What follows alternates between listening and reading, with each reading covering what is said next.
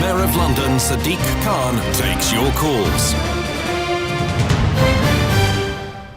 It's just after 10 o'clock on Thursday, the 9th of January. This is Sadiq Khan bringing you your latest edition of Speak to Sadiq on LBC. I'm here for the next 30 or so minutes taking your calls. This is your chance to put any question you like to me, the Mayor of London, and I'll do my best to answer. And if I don't, James will make sure I answer.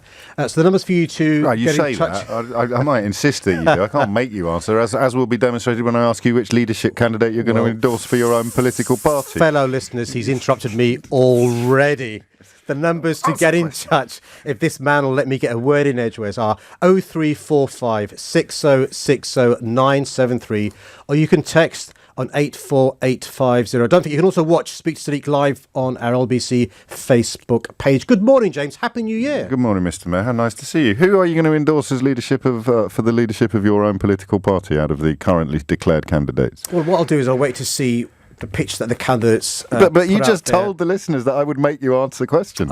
I will, maybe not this month, but I'm back every month, James.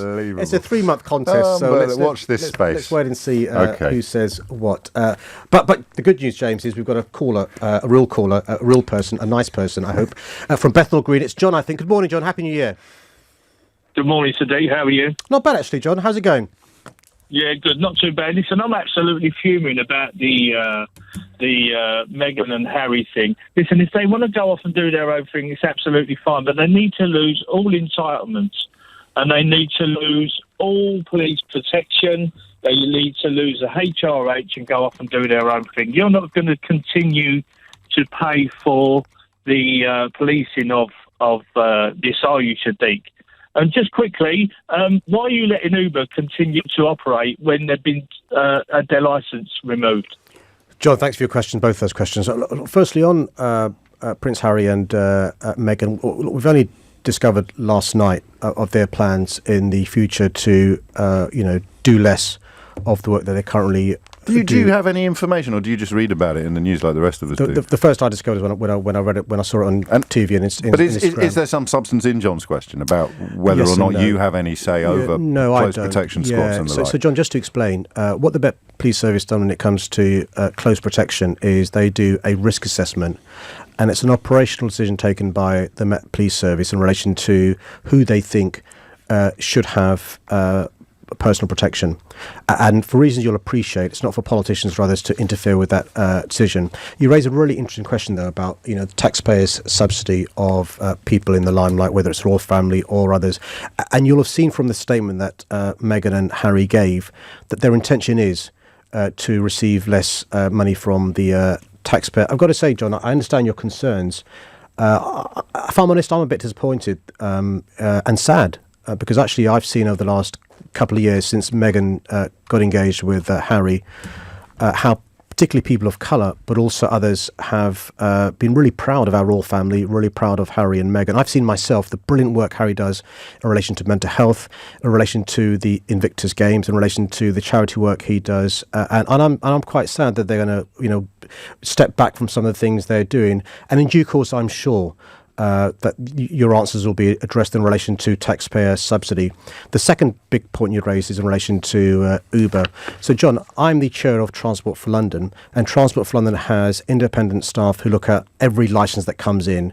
And you'll be aware that now on the second occasion, TfL have said, you know what, we're concerned about whether Uber are fit and proper persons. So actually, TfL have refused Uber their license. But what Uber have done, as they're entitled to do, is appeal to the court. Now, the last time Uber got this probation, it wasn't TfL that gave them a probation, it was a judge.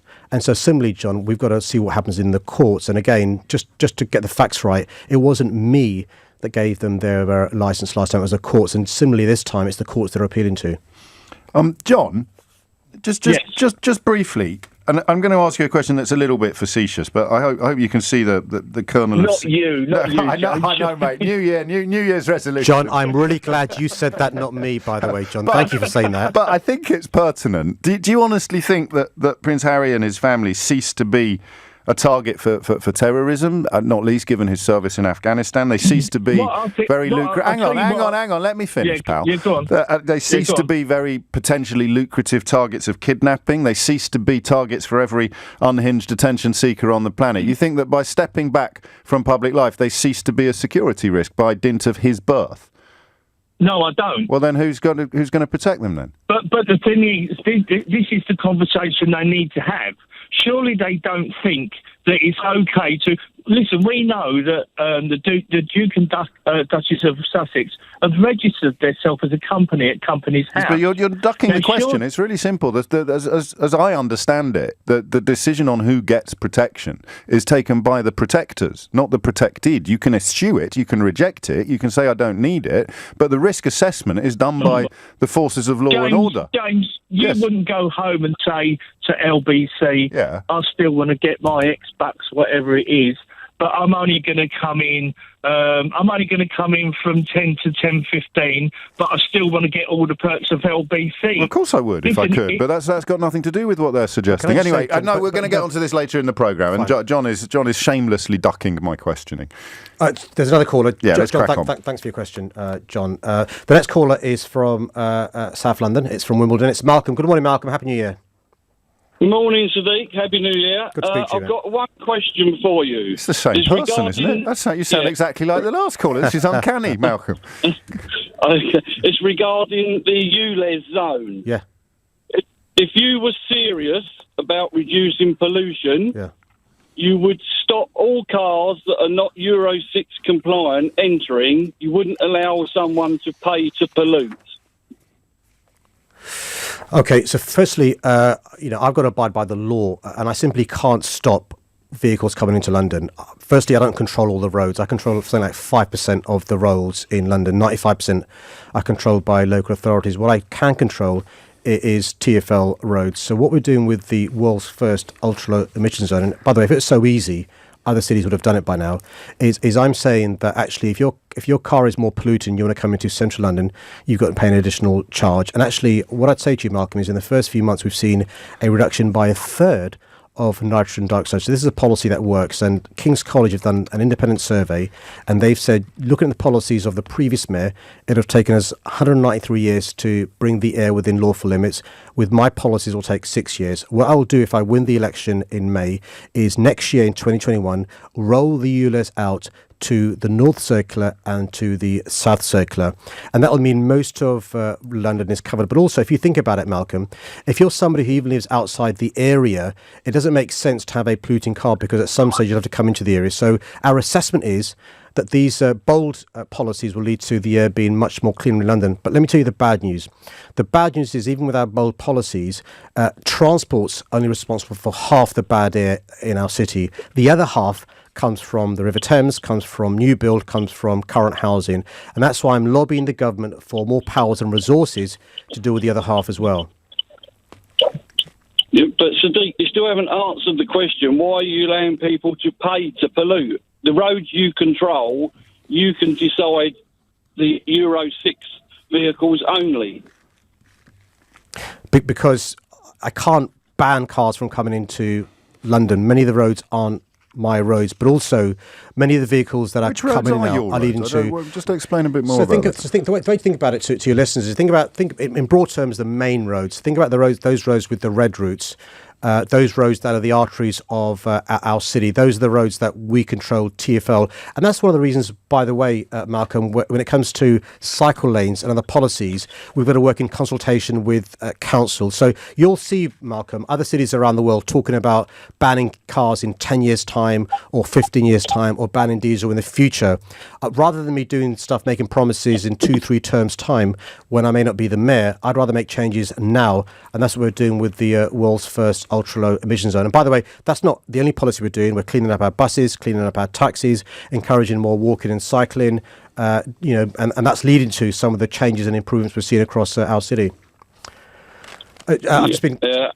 So the next call I'm told is from... I still think... Oh, sorry, beg pardon, Malcolm. I still think you're wrong. Okay. You're wrong, Sadiq.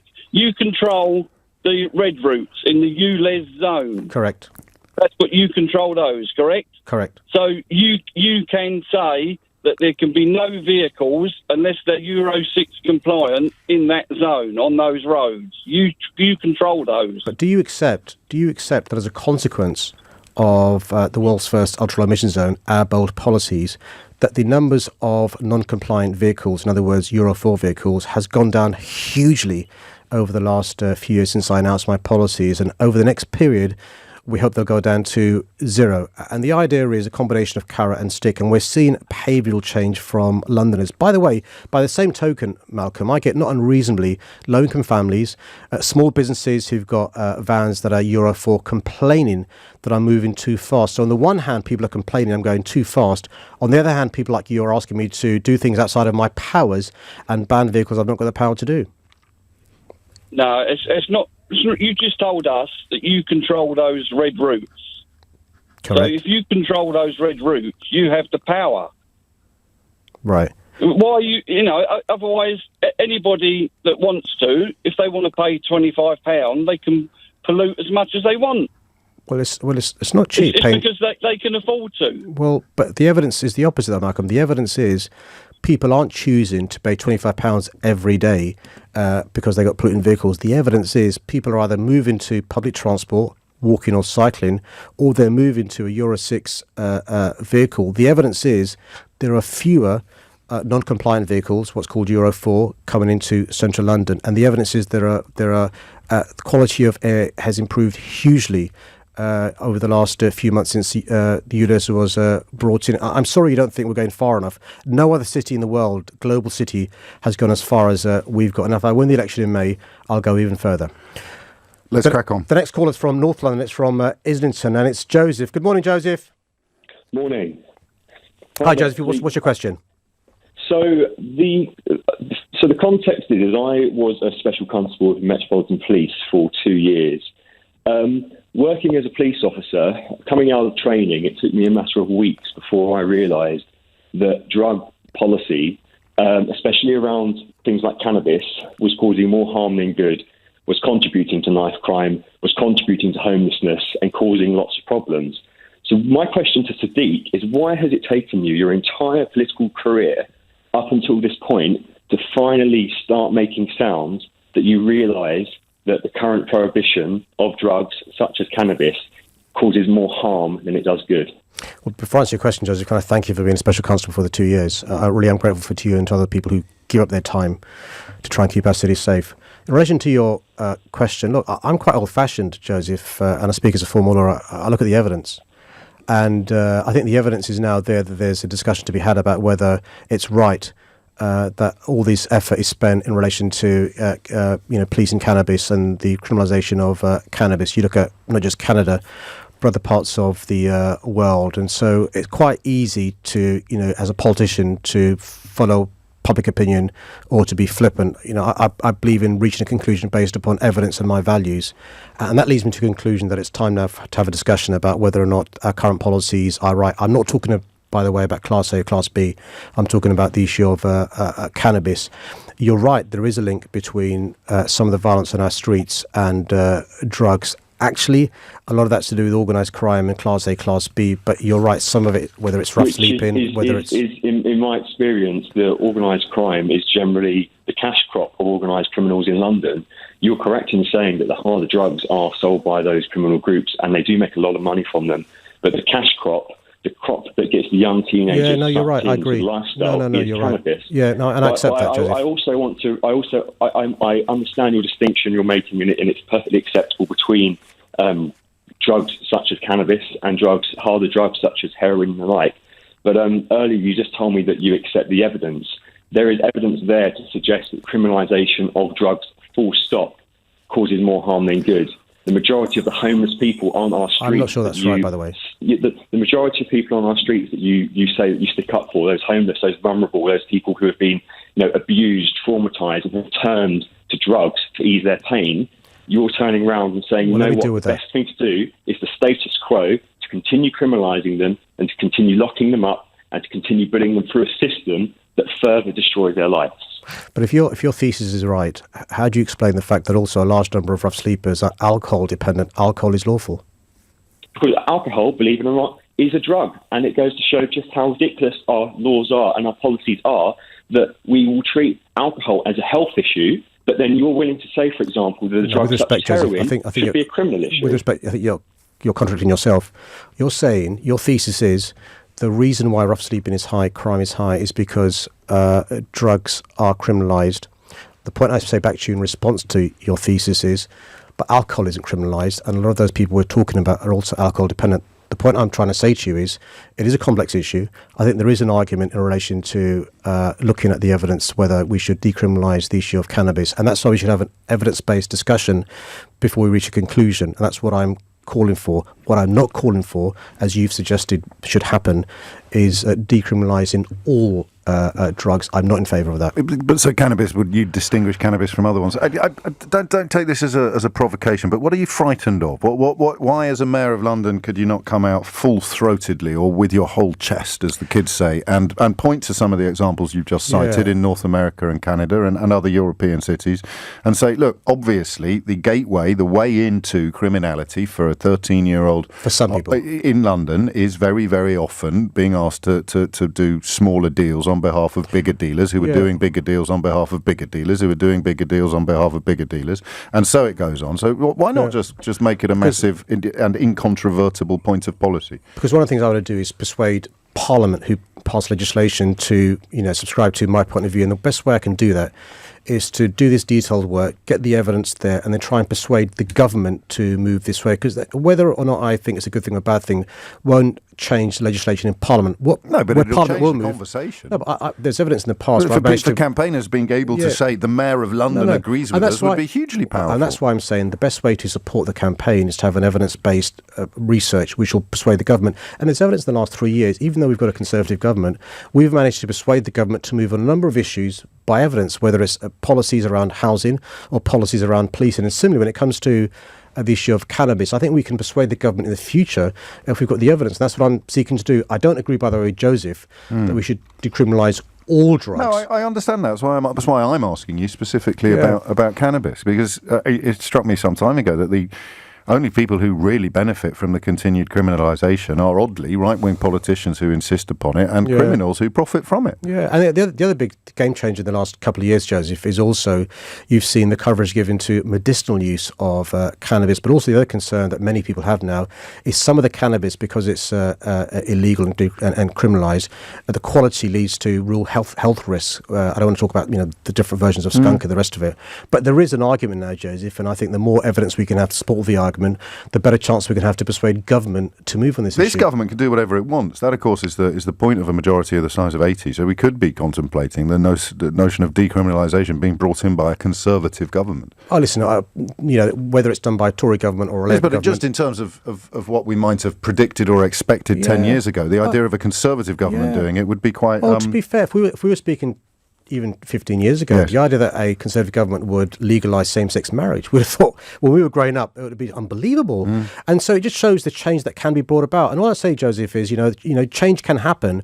In my view, evidence tells me the best way to bring about change is, persuading people to change their views with evidence rather than because we know we're right. Let's crack on. Thank you, Joseph. Thanks, Joseph. The next caller is from Bayswater, and it's Frank. Good morning, Frank. Happy New Year. Happy new decade to you, Mayor. Question is, if, and it's a big if, you get re-elected, and your mantra is London is open for business, will you be doing business with Donald Trump? What sort of business, Frank? Well, any sort of business, international business. I appreciate he hasn't... American trade deals and stuff like that. There we go. Yeah. So trade deals, as opposed to, like some countries have been accused of, helping him promote his own commercial interests in contravention of the Constitution. Thanks for your question. If you what just happened with Donald Trump, will you be trying to strike a trade deal with him, or will you be kicking him into touch? Listen, Frank, thanks for your question. Look, many listeners may not know this, but I meet regularly with businesses, global CEOs, other businesses, investors from around the world. A lot of them are American. Yesterday, I in fact did a meeting with an American CEO who does lots of work in London, creating many, many jobs which support families and stuff. And of course, Frank, I will carry on trying to encourage businesses from all around the world, including America, to doing business in London. And by the way, I'd make this point: we are leaving the EU at the end of January. Brexit will happen at some stage in the future, but the underlying strength of our city will still be there. Not just the time zone and the language, but the tech, the finance, the life sciences, the universities, our unique ecosystem. They also are going to be there, Frank. And so one of my jobs as your mayor is to continue to be an ambassador and advocate for encouraging businesses to come here. You'll be aware that Boris Johnson and the government will try and do trade deals with other countries after the 31st of January. Those trade deals will come into reality once we've actually properly ended the transition period. And I hope we do reach a free trade agreement with America. The short point I'd make, though, Frank, is actually most of our trade is done with the EU.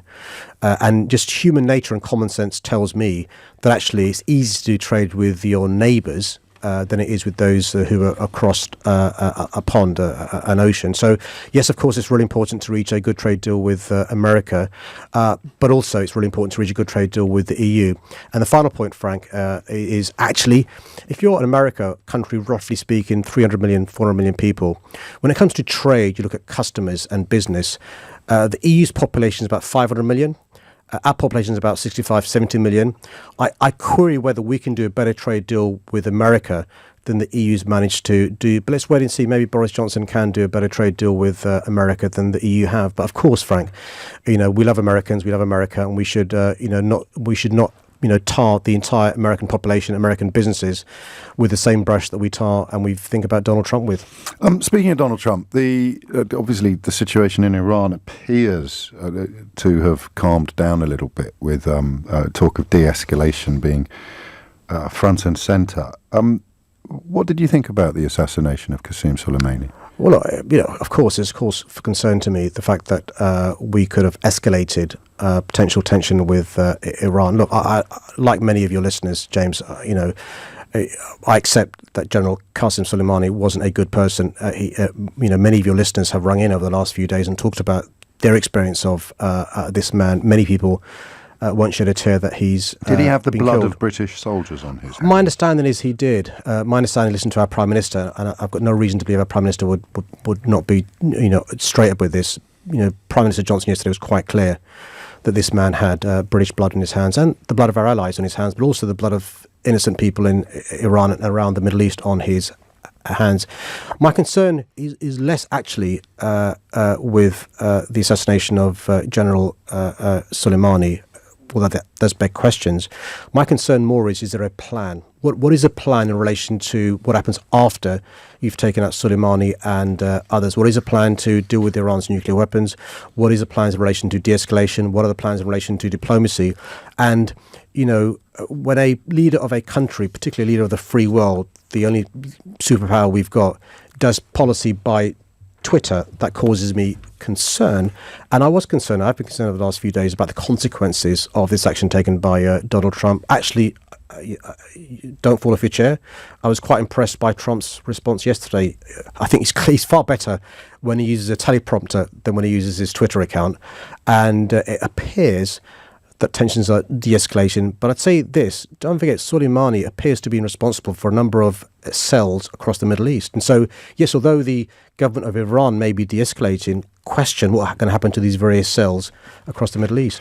I suppose the other element, which ties together a couple of calls, is the suggestion by Jeremy Corbyn in PMQs yesterday that Boris Johnson, even if he was minded to condemn or criticise Donald Trump, he can't, because he's hitched himself to the wagon of this potentially mythical trade deal that many people are talking about. Would you agree with Jeremy Corbyn on that? Yeah, look, I'm concerned. By the way, Boris Johnson isn't the first British Prime Minister to be in awe of an American Prime Minister.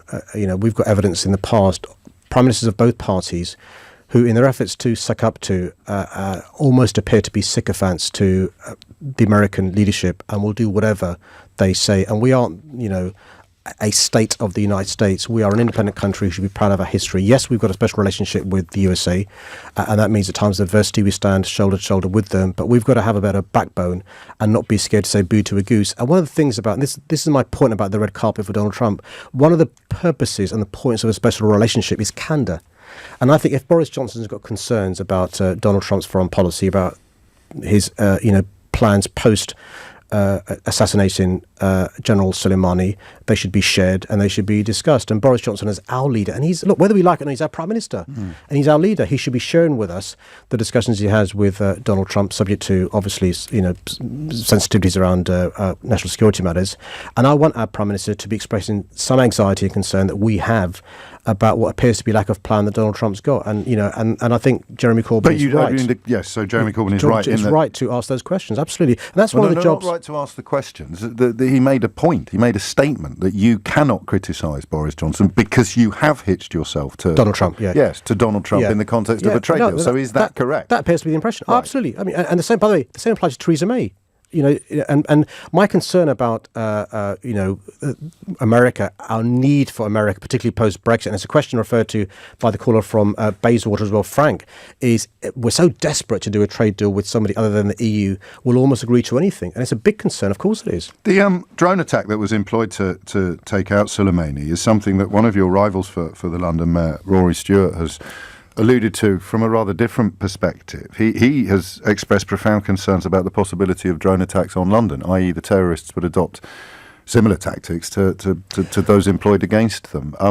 In fact, he said, we've used drones against other people, but of course it's perfectly possible for terrorists to begin to try to turn drones back against us. Events last year at Gatwick Airport would suggest that we're not best equipped to cope with drone threats of any kind. Should, heaven forbid, God forbid, Rory Stewart becomes the mayor, he'll receive the briefings that I receive. And can I reassure your listeners, the Met Police, the security services are aware of the threats of drone attacks. You'll be aware, James, and I'm not giving away any confidences, what happened around Gatwick and Heathrow. Nothing new there. What happened around Gatwick and Heathrow with drones and the concerns around not just aviation but national security. And so the Met Police, but also other police forces, our airports, the security services understand fully well. Around the world, drones have been used in assassinations and terrorism. And, we've got, one of the best, if not the best, counter-terror team in the world, and they are well aware of the threats posed by drones. You're suggesting that if Stewart was party to intelligence briefings, he'd be less concerned than he currently is? I think it's right to raise these questions. And why do you say, God forbid, he becomes mayor? I mean, I appreciate personal ambition plays a part in that perspective, but what is it about him you don't like the look of? Listen. I know there are two Conservatives, not one trying to be the next mayor of London. I know from the 8 years before I was mayor, the legacy of a Tory mayor. I know. That's not fair, really, and because Rory Stewart left the Conservative Party on points of principle. Hold on a sec. I'm really happy to have a conversation about one of my opponents, and I'm glad you're raising it. Let's be clear, this is somebody who was a Conservative MP and Minister for a number of years. He was unsuccessful in being the leader of the Conservative Party. Did he come second? No, third. Jeremy Hunt came second. Did he come third? I don't know that we have. And I don't think it's a consolation prize being the Mayor of London. And he was kicked out of the Tory Party. And I think actually, I think the Mayor of London is a destination job that shouldn't be a consolation because you can't be an MP or you can't be leader of the Tory Party. Speaking of leadership battles, who would you like to see leading the Labour Party at the next general election? The two big questions that the next leader's got to answer is, one, what is your analysis of why we lost on December the 12th, the worst election results for Labour since 1935, catastrophic for our party and our country? And two, what is your route back to winning the next election, whatever that may be? I want a winner as the next leader of the Labour Party. I want somebody who's going to be the next Prime Minister. Who can win? Well, I think that's one of the challenges that all the candidates have over the next few weeks. Are there any candidates that you can categorically state you won't be greeting with support? No. Barry Gardner's thrown his hat into the ring, I gather. I'm not going to rule any of the candidates out. It's for each of them to persuade all the members, including myself, all the supporters, but also, actually, more importantly, James, to persuade those... Here's the thing, and I enjoy our time together, you know that I do, and the listeners mostly enjoy it as well, although anybody wondering about the sort of toxicity that Meghan Markle receives on social media could get a bit of a crash course by looking at some of the stuff directed at you every time you come into LBC. But everybody listening to this programme knows you've got a preference. They know you have. You're human. I've got a preference. You've got a preference. Bob cleaning the windows has got a preference. Why won't you tell them what your preference is? Because you're worried that if they don't win, it will damage you in terms of ambition and in terms of progress? That's the only answer I can think of. Not at all. Listen, I voted the last two times for a candidate who's not won, Owen Smith and Andy Burnham. And so, look, the key thing is you also nominated Jeremy Corbyn in the original ballot. The key thing is this. I want to make sure that whoever wins the contest is somebody who is not only right for Labour winning the next general election, but right for London. So over the course of the next few weeks before... But you're not. I mean, you know that you've got a preference already. You're just pretending that you don't. No, but hold on a second. I need to make sure that before you said Corbyn wasn't a winner, but you nominated him. I've got to make sure that before, I put my X in the box and the ballot papers, that I've secured enough things from the potential winner. Just tell it. Nice try. Nice try. But it's not for me. It's for the people listening. And that's why it's important that I respect those who are on the selectorate in relation to them forming a view in relation to who they think is the best candidate. Look, clearly some of the candidates people have known for many, many years, and even they need to persuade me and others that they're the right person to lead the Labour Party. Would it be fair to say that if somebody considers Jeremy Corbyn's leadership performance to be worthy of a 10 out of 10 performance, despite leading them to the worst election defeat since 1935, as you've just reminded us, that we could at least rule them out of the equation? Given your well-documented criticisms of Corbyn and Corbyn's position, 10 out of 10 for losing. Nobody asked Rebecca Long-Bailey what marks she would have given him if he'd actually won an election, but it's all gone a bit Spinal Tap. So why can't you... There used to be a phrase in the Labour Party in the 1980s when we lost election after election after left then, which is no compromise with the electorate. I think that's nonsense. You've got to compromise with the electorate because the electorate determines which party wins the election, and we've got to accept we lost the election badly. But you won the argument. Did you not get that memo? Well, can I tell you this? When I was a lawyer... Because Rebecca Long-Bailey is part of the cabal that would subscribe to the notion that you won that Labour won the argument. So why can't you rule her out? Why can't you just say you don't fancy her for the job? We lost the argument and we lost the vote. I can't imagine when I was a lawyer saying to my client after a case had been lost, listen, mate, we won the argument. You're going to prison. You know what I mean? And so, but listen, it's early days yet. I mean, So you're not even going to say the candidate that gave Jeremy Corbyn 10 out of 10 probably shouldn't be the next leader of the league. You're not even going to say that to me. I think maybe on reflection, when you're being interviewed by somebody, you sometimes say things on reflection you wish you hadn't. I know, having been interviewed by you many times, well, I don't think you've ever said anything you regret, because you very rarely say anything substantive. Which leads on to the next caller. No, we haven't got time for any more calls. What mark out of 10 would you give Jeremy Corbyn for his leadership? I think that's a really flippant way to deal with stuff. I think it's a bit more complicated than that. It's 10. So next month, will you anoint a contender? If by next month, by the time I'm next with you, I've been persuaded that one of the candidates has, and I say it's not in a patronising way, has earned their vote, then I'll of course announce on Speak to Sadiq with James O'Brien next month. But if not, then we have to wait the month after. We'll go around in another enormous circle. Sadiq Khan, Mayor of London, many thanks. Happy New Year. Holly Harris has the headlines. In the last few minutes, the Transport Secretary has confirmed Northern Rail will only be able to continue for a number of months, according to new financial